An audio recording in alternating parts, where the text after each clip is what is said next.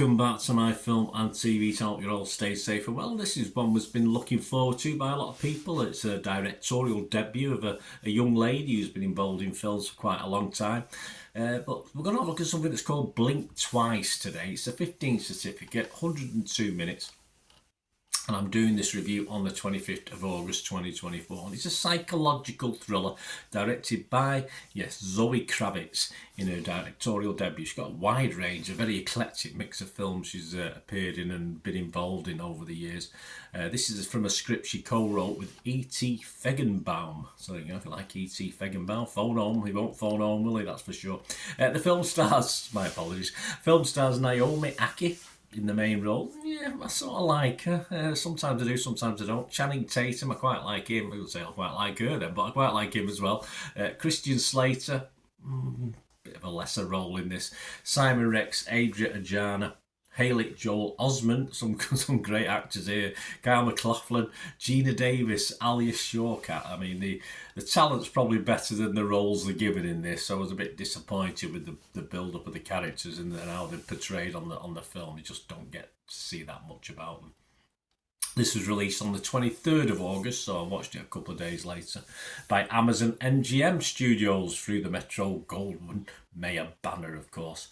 So we'll have a quick look at that, I'll tell you what it's about. And please, if you are new to the channel, before I do that, you are new, please push that subscribe and push the bell notifications. I'll try and inform and entertain if I can. Some films are easy to entertain about than others, so it's great to have you on board. And you will see, if you look through the channel, as well as my hundreds and into the thousands of videos, there's some on football as well. My team, Manchester City, which, let's say another big passion of mine, of course, football. Not soccer, football. Please check those out if you're interested, or somebody might be, give them a kick in my direction. We do have actually memberships at the moment just to support the channel, support me going forward, allows me to do other things and do other, get other things going. So if you can do that, 99p a month, it's wonderful. You get early access to all my stuff, whether it's film or TV or football, it doesn't matter. So you get it straight. As soon as I record it, you get it. Sometimes, certainly with the football side, you can wait for up to over a year for some of my vlogs, which are sort of history vlogs anyway. So it'd be great to have you on board. And we do have sponsors as well, who we'll mention at the end of this programme before we go. So if you fancy a little deal on some movie posters and DVDs, stick with me. And yeah, if you can't do either of those two, just give us a like. That'd be wonderful as well. So your support, whichever way you give it, is always most welcome. Right, what's this film about? Well, when tech billionaire Slater King, played by Channing Tatum himself, meets cocktail waitress Frida, it's Frida, it's not Frida. Frida, Naomi Ackie pays that, of course, at his fundraising gala, sparks fly. He invites her to join him and fizzle a bit. He invites her to join him and his friends on a dream vacation on his private island. It's paradise, seemingly. Wild nights blend into sun-soaked days and everyone's having a great time. Nobody wants this trip to end, but strange things start to happen. Frida begins to question her reality. Something is wrong with this place. She'll have to uncover the truth if she wants to make it out of this party alive. Right, this is a pretty slow burn, guys, for me. Didn't get going quick enough for me. A little boring, I thought. I would go as far to say for the first 40 minutes, especially when you've seen good reviews. It gives you high hopes for something, and of course I knew something good was going to happen, but it just seemed, I kept checking my watch to find out when it was going to start kicking off.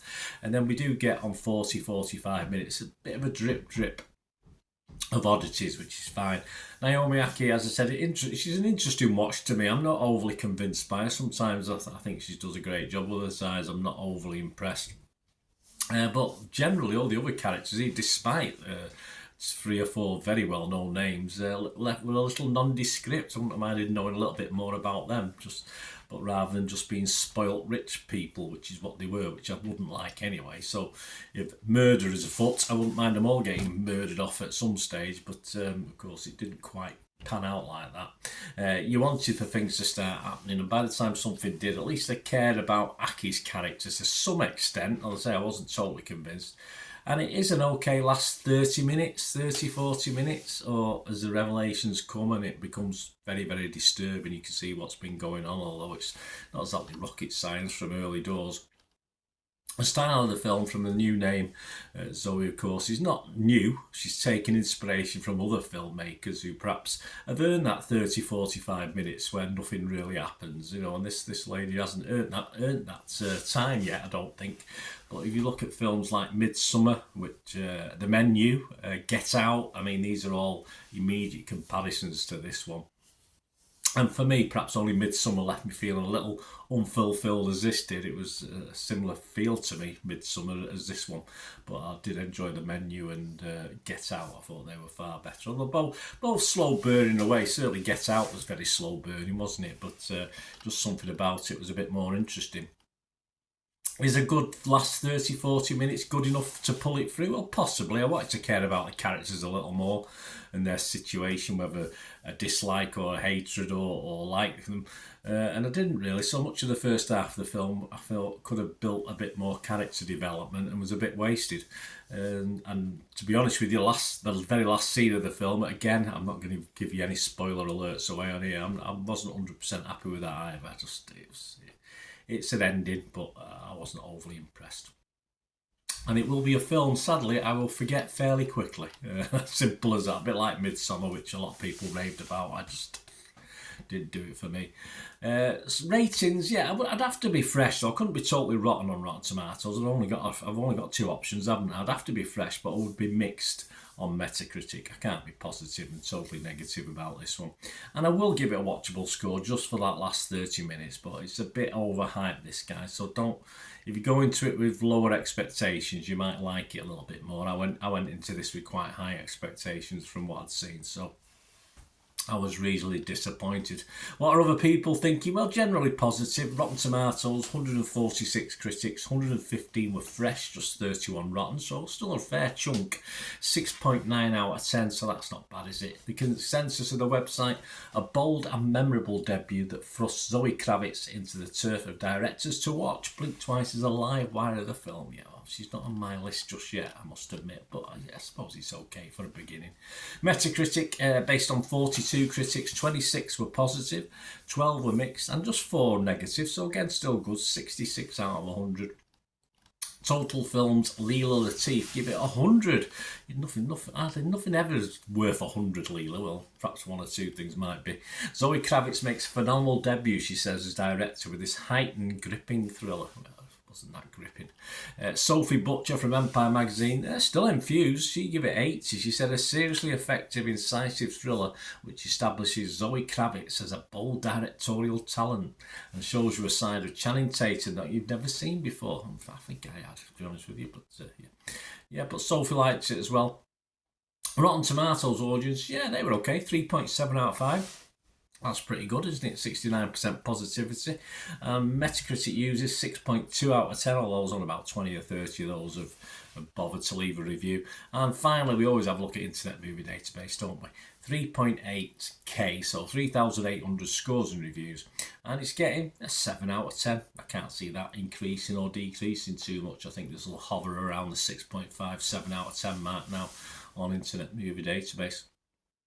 So there you go, guys. Yeah, worth a watch, as I say. But personally, it's not going to live long in my memory. And for the last 30 minutes, it just about rescued it for me. But I wanted a little bit more from the first half of the film, that's for sure.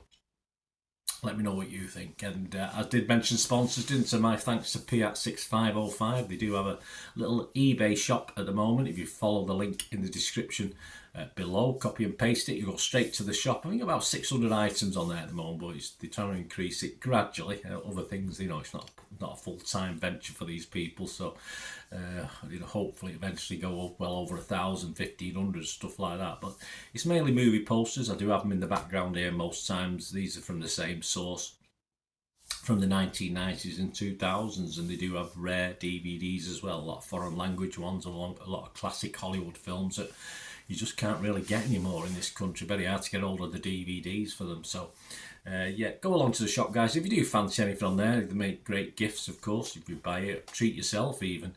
And if you do buy anything, just mention me and they'll give you an automatic 10% refund even before the stuff's sent out within 24, 48 hours. So don't forget to mention me though, because if you don't, they won't know. So just message them with the order. Say Burner says I can have 10% off, something like that. So do that, guys. And my thanks again to Piat6505 and you for any help. And on the screen are a list of my socials. So if you want to, you can support me through the membership scheme, or just giving us a like, or reposting stuff, or liking stuff. Or you can sponsor. Just get in touch and we can have a chat about what we can do for each other. That's how it works, isn't it? Yeah, just let me know, guys. It'd be great to hear from you. So there you go. More importantly, I like to hear from you what you thought of this film. So it'd be great to hear that, or anything to do with film and TV. Until we meet again, only ever ask one thing, don't I? Please stay safe, everyone. Bye for now.